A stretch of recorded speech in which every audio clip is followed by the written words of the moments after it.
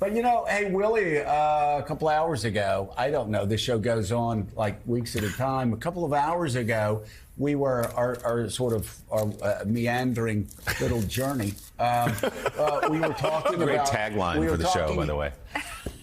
A meandering little journey. I mean, seriously, it it's kind of straight feels up like what it's like been. the Canterbury Tales. Only We just 18 kind of years. pick up people and What year are we on? keep marching and everything else. But we were talking about disinformation and how crazy it was that Donald Trump goes out, says the craziest things, and the media yawns.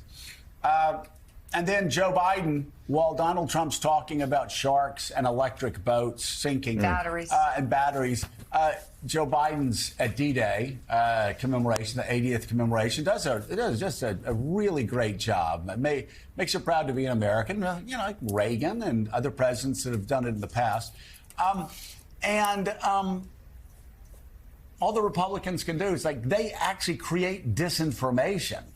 They actually cut videos that retch from its proper context what Biden did over there. So you've got disinformation on the Republican side, and then when you have Democrats and the mainstream media, I think the Biden campaign's doing a better job now, looking at the craziness of Donald Trump's rallies and what he says there, it's like a collective yawn. Yeah, and how many times have we heard that? Even from this over the weekend, did you see Biden couldn't even find the chair? And you say, well, no, actually, if you watch the clip, he was standing for a speech, and then he sat in the chair, and they go, they sort of laugh it off as well. Yeah, but still. Yeah. But still. He's old. Here's what they were up to. This is new analysis from the Washington Post showing how a number of Republicans, many of them elected, many in the far-right media as well, using misleading videos, deceptive editing from the events in France last week to commemorate D-Day to go after President Biden. In the first edited video, the RNC, along with its many right-wing influencers amplifying it, posted a 12-second clip showing President Biden standing next to French President Emmanuel Macron, appearing to reach down with his hand, bend his knees, and then freeze. The clip abruptly ends with Biden in an awkward position. Some who posted it suggest the president was sitting in an invisible chair. But the full video shows Biden ultimately sat down after the edited clip ends. He paused briefly while he was crouched, waiting for Defense Secretary Lloyd Austin's name to be called before sitting, out of respect. The wide shot of the stage shows other people also appearing to do the same.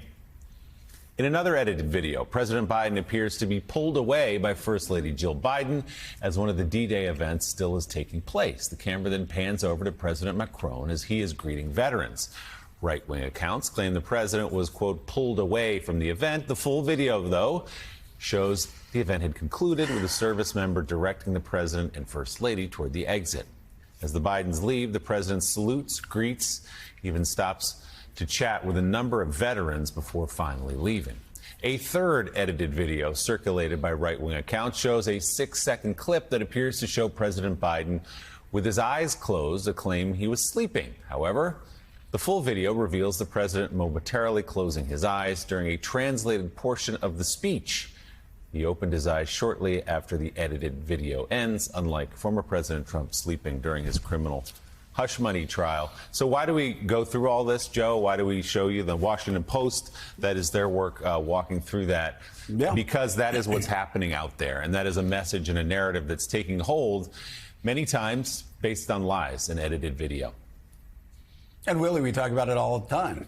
Our friends with post-grad degrees, our friends who are lawyers, our friends who are very successful will buy this hook, line, and sinker, and then you'll hear it. You'll go, oh, my God, he did this or he did this. They did it after the horrible fires in Hawaii, where Biden, at a very moving memorial service, at one point closes his eyes. Yeah. And they freeze in on that. When you look at it in full context, it's very clear. Like any of us, when we're hearing these horrible stories, we'll close our eyes, we'll reflect, et cetera, et cetera. But again, that's all they have. We have Donald Trump saying crazy things about sharks, World War II, not, the gathering storm, Barack Obama being president, not being able to complete sentences. I mean, you've said it time and time again, Willie.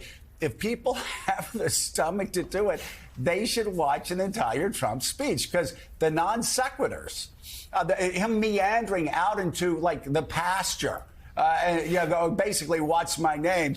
It is. I actually had a friend call me yesterday saying that he and his wife sat down and watched the entire Las Vegas speech for entertainment because Trump was so crazy during that speech. It was so unpresidential. Crazy is the wrong word. So unpresidential, so out of it, so disconnected from reality. And John Heilemann, you can actually see that in the shots of the people behind him, where they're kind of looking around going, what the hell is going on? Like, what, sharks? Electric boats? You know, all these people in these Trump sequin hats are just sitting there staring at each other going, I have no idea what's going on. I'd love for you to talk about the speech and the disinformation, but also how, and I think this is so important, how Republicans and these liars, disinformation liars, are actually helping Joe Biden because they continue to lower expectations like they always have.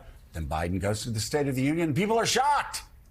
He's so good. So cogent. Same thing's going to happen in the debates. They keep lying. They spread their lies. They lower expectations. And then, boom, Biden shows up and embarrasses Trump.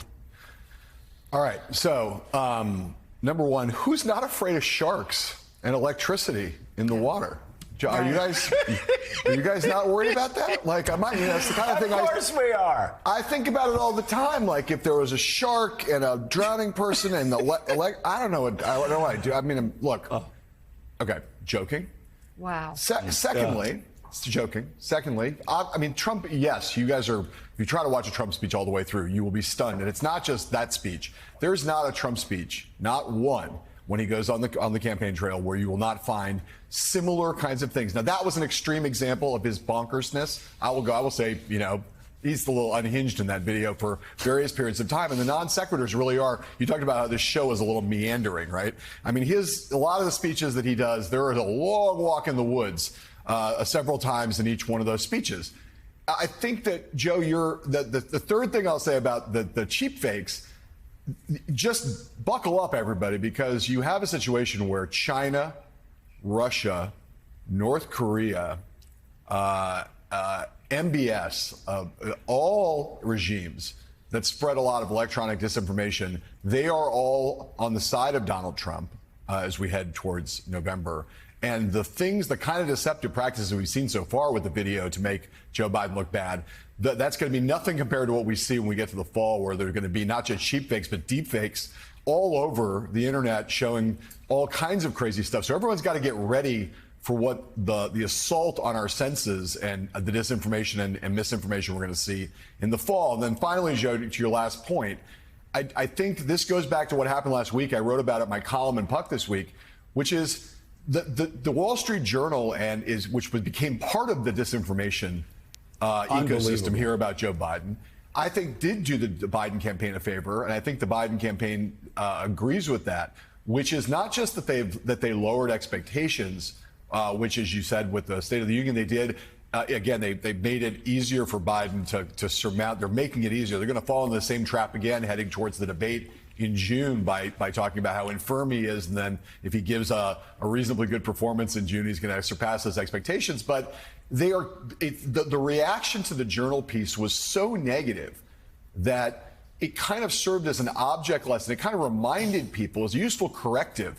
A lot of people in our business, including on this show, but elsewhere, pointed out how terrible the piece was, how insubstantial it was, how badly sourced it was. And they got their rear ends handed to them for writing that piece. And it served as a kind of a gift in a way for the Biden campaign. Kind of just sort of say, like, this is an example, a high profile example, supposedly an explosive piece that turns out to have nothing in it.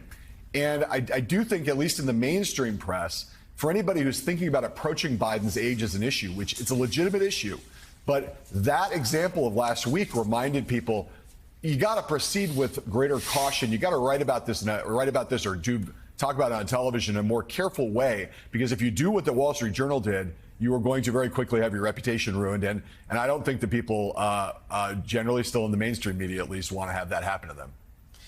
Jen, there's no doubt there is a double standard when it comes to the coverage of these two men and their ages.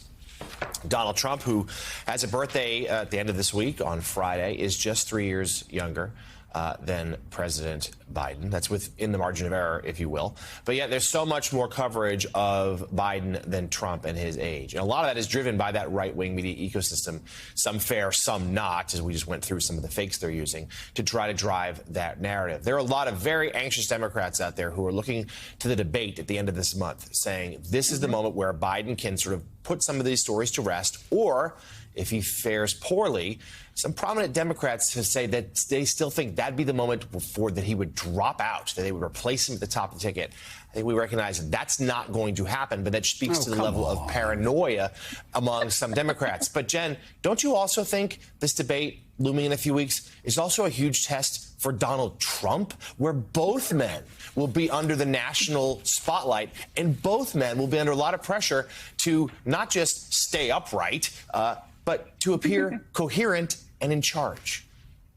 Yeah, 100%. And I mean, there's a lot I have to say about Biden, about the age issue, how it's covered, the trip last week. I mean, Jonathan, what amazes me is any president who can stay awake in the sun in Europe after flying all night. I mean, and rushing to get to the event, and then you sit down. It is so. Those presidential trips are brutal, and when you're flying overseas, they are so hard. And he performed so well. And I had a staff, he would never dare to sit down because you're going to fall asleep.